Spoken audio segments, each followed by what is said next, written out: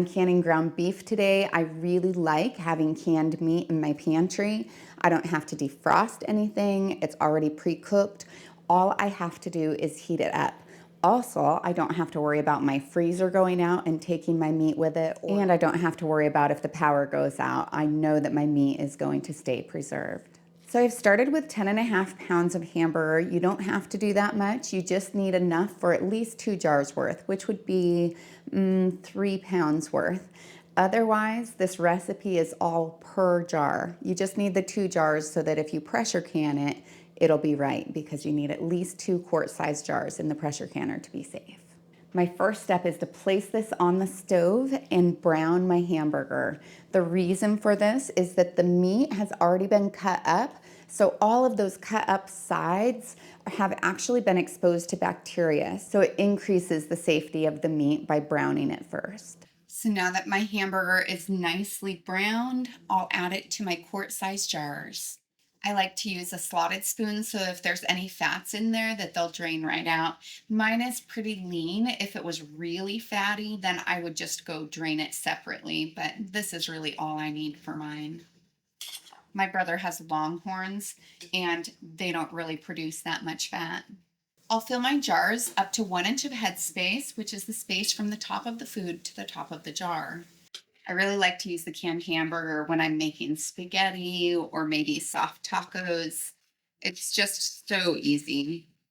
I then add 1 teaspoon of salt to the top of each of the jars. This adds to the flavor as well as helping with the preservation of the meat.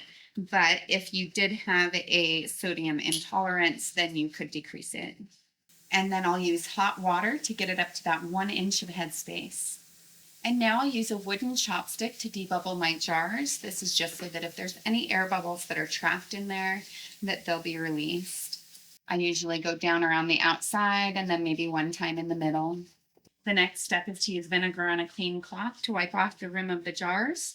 This just makes it so that if any of the oils got on the edge, that they'll be wiped off and won't interfere with the seal. Next, I'll place my lids and rings on until they're fingertip tight. To prepare my canner, I'll add 3 quarts of hot water. I'll then add my jars of hamburger, and I'll lock on my lid. Now I'll place this on the stove on medium to high heat until it starts to vent. Now that my canner has begun to vent, I'll allow it to steam for 10 minutes.